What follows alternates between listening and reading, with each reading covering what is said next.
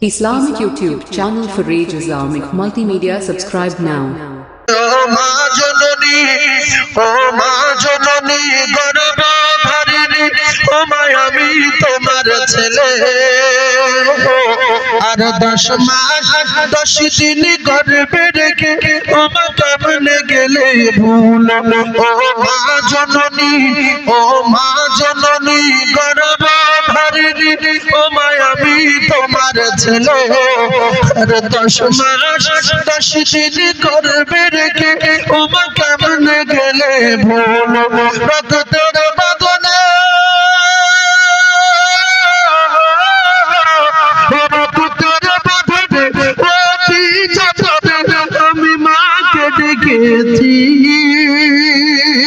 ও মা দুধের দিনে আজ পাবো তাই ফোন দিতে আছি ওই আমার মন মানে না ওই আমার মন মানে না সাথে আমার নেই কো আমি জান আরে কে বলবে বাচ্চা তাড়াতাড়ি টুকু তো করো পার মা জননী ও মা জননী গর্ব ধারিণী ও মা আমি তোমার ছেলে আর 10 মাস 10 দিন গর্ভে রেখে ও মা কেমনে গেলে ভুল রক্তের বাঁধনে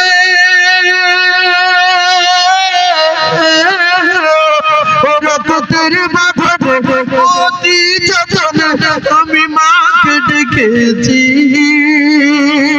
ও মা দুধের দিনে আজ পাবো তাই ফোন দিতে আছি ওই আমার মন মানে না ওই আমার মন মানে না সাথে আমার নেই কো আমি জান আর কে বলবে বাচ্চা তাড়াতাড়ি টুকু তো করো পা বলেন না সুবহানাল্লাহ জোরে বলে আচ্ছা এই যে মা বোনেদের একটা কথা বলি খাদিজা রাদিয়াল্লাহু তাআলা আনহা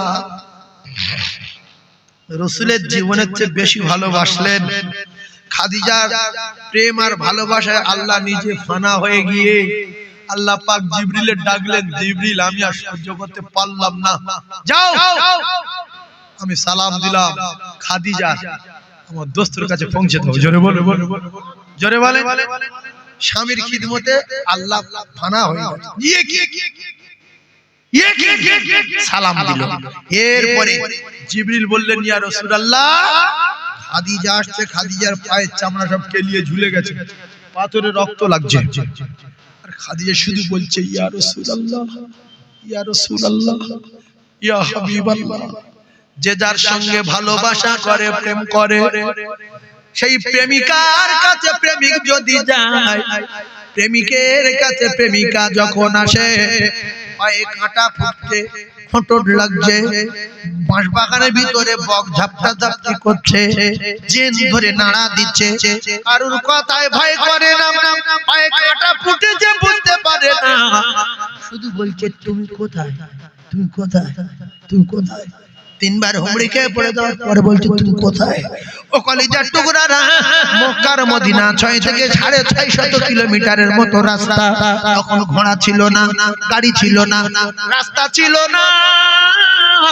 জঙ্গলে জিন ভর্তি বাঘের ভয় সাপের ভয় পেটে খাওয়া সাহাবায়ে কেরাম বলতেন ইয়া রাসূলুল্লাহ ইয়া হাবিবাল্লাহ ওগো আমার আল্লাহ আর কত দূর মদিনা হেঁটে হেঁটে চলে গিয়েছিলেন মদিনা বাঘের ভয় ছিল না সাপের ভয় ছিল না রে মা খাদিজাতুল কুবরার প্রেম আর ভালোবাসা আমার আল্লাহ কবুল করে নিয়ে মা খাদিজাকে সালাম পৌঁছে দিয়ে দিলেন জিবরিল বলল ইয়া রাসূলুল্লাহ খাদিজা আসছে আমি চলে যাব কিন্তু যে আমার আল্লাহ খাদিজাকে সালাম পাঠিয়ে দিল আমি জিবরিল আমিন খাদিজাকে সালাম দিয়ে গেলাম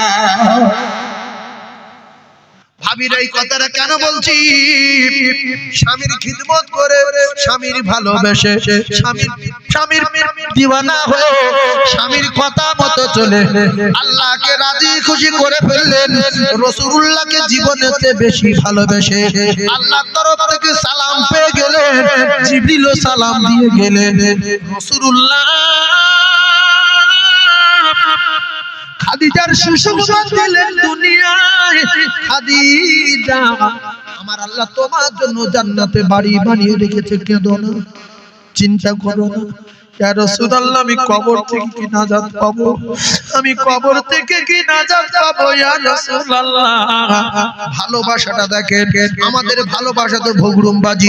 কিন্নির বিছানায় শোয়ার পরও অন্য মেয়ের কাছে ফোন লাগাচ্ছি, তুই ঠিক আছিস তো, তুমি কোথায়? না আমি শুয়ে আছি। অ্যাঙ্গেলে কথা বলছে, ভাই তুই এখন কোথায়? যাতে করে গিন্নি বুঝতে না পারে, এ ভাই তুই কোথায়? ওর বলে রেখে তোর ভাই বলবো, তুই উত্তর দিবি, কথা বলা যাবে। আচ্ছা তুই এখন কি করছিস, ব্যবসা কেমন হচ্ছে? খুব ভালো হচ্ছে। ঠিক আছে, ভালোবাসিস তো? আচ্ছা বলো না। এ জানে ভাই বলছে দাদা বলছে, মানে বেটা ছেলে নিয়ে কথা বলতে, কিন্তু শুয়ে শুয়ে ওর নিজে ভালোবাসা করেছে, তার সঙ্গে কথা বলছে, ভিতরের খবর জানে কে? আল্লাহ।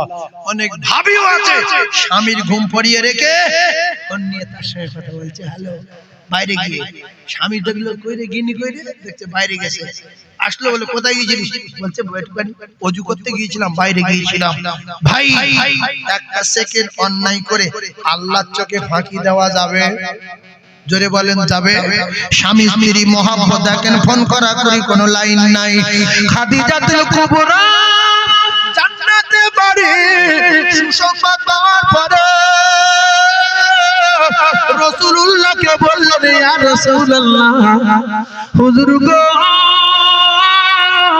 আমার যখন মাটি দিয়ে চলে যাবে সবাই, আপনি আমার কবরের কাছে দাঁড়াবেন, আমার জন্য দোয়া করবেন যদি আমি কবরে ফেসে যাই।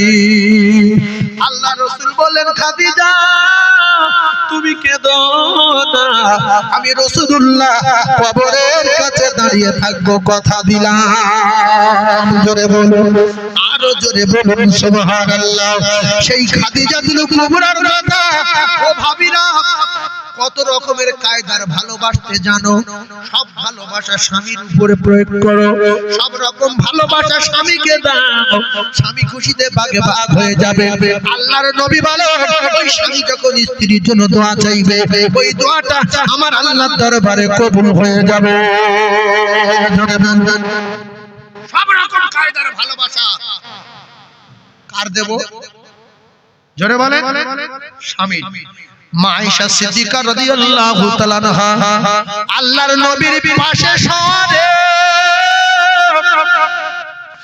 হুজরার ভিতরে গভীর রাতে উঠে চলে গেলেন। আয়েশা হাত মেরে দেখে স্বামী নাই, নবী নাই। আমি টুকটুকে বিবি আয়েশা, আমি এত সুন্দরী, এত বয়স কম, আমার বলে লাল টুকটুকে বিবি আয়েশা, আয়েশাতুল হুমায়রা, আমার বিছনা ছেড়ে নবী কোন বুবুর বাড়ি গেল আমি দেখব। আয়েশা সিদ্দিকা উঠলেন, উঠে রাতের বেলা করে যাচ্ছে, কোন বুবুর বাড়ি তো গিয়েছে, আমার ঘুম পাড়িয়ে রেখে কিতাবে লেখা রাসূলুল্লাহ খাদিজার জন্য কাঁদে। মদিনার মসজিদে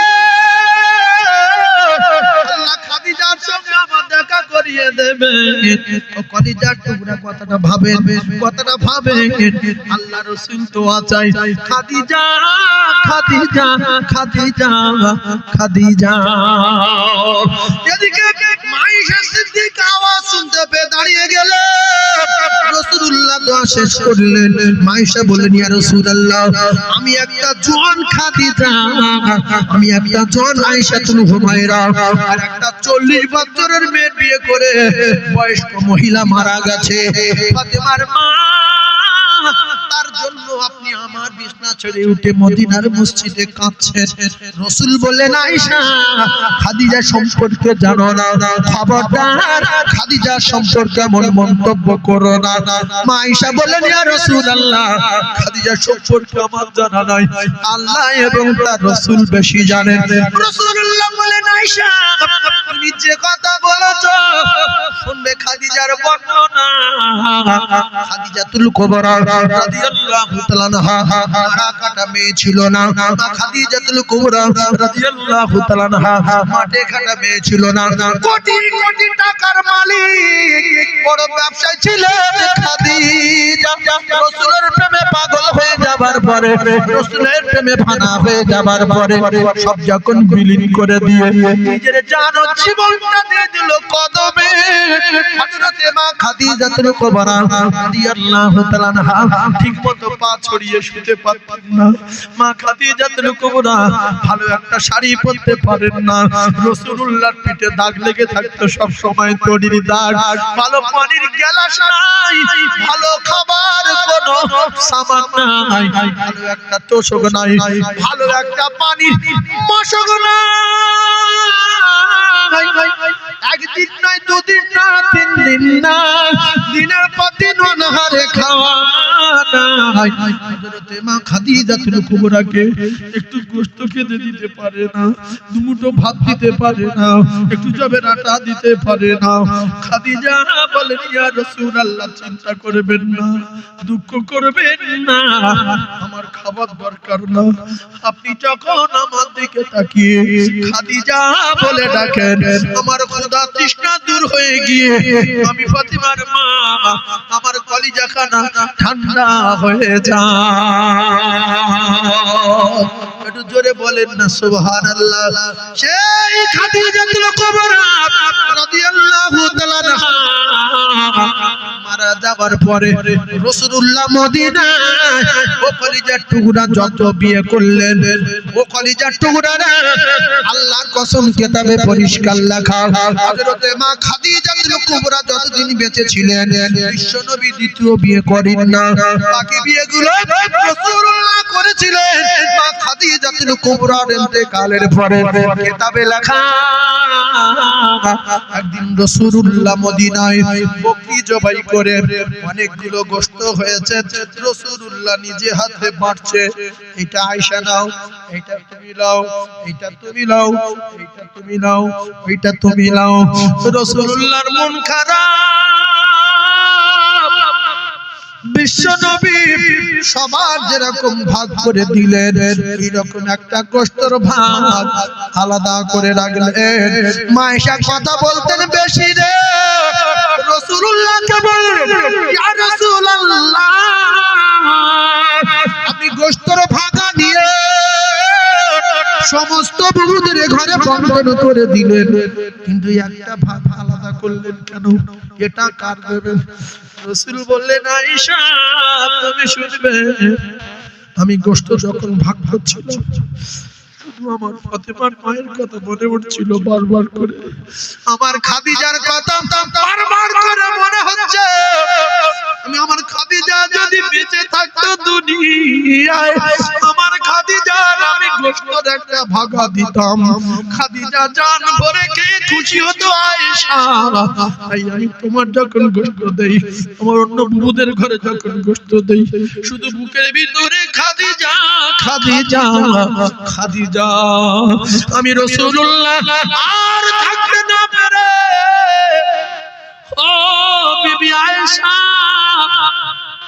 আমি একটা তোমাদের মতো ভাগ করে খাদিজার জন্য রেখে দিয়েছি মা আয়েশা সিদ্দিকা বললেন ইয়া রাসূলুল্লাহ খাদিজা বুবু মক্কাতুল মুআজ্জামার জমিনে জান্নাতুল মুআল্লায় শুয়ে আছে খাদিজা বুবু তো বেঁচে নাই আপনি গোশত নিয়ে কি করবে নবী বললেন আয়েশা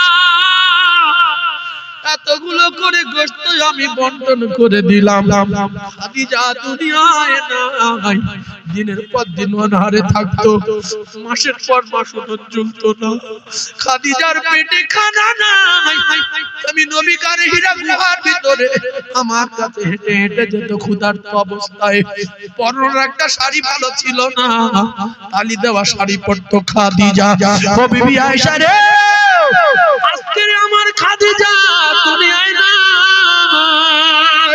আমি কি করব জানতে চাও বলে হ্যাঁ রাসূল বললেন খাদিজা দুনিয়ার জমিনে নাই তোমাদের গোশত বন্টন করে যে ভাগটা আলাদা করলাম এই ভাগটা নিয়ে আমি রাসূলুল্লাহ মদিনার অলিতে গলিতে যাব, দেখবো আমার খাদিজার বান্ধবী কে আছে, আমি এই গোশতের ভাগা নিয়ে আমি রাসূলুল্লাহ আমার খাদিজার বান্ধবীর হাতে তুলে দেব।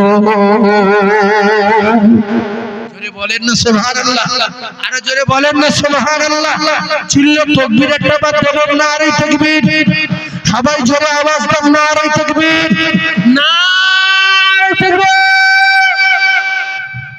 সব লোক আল্লাহ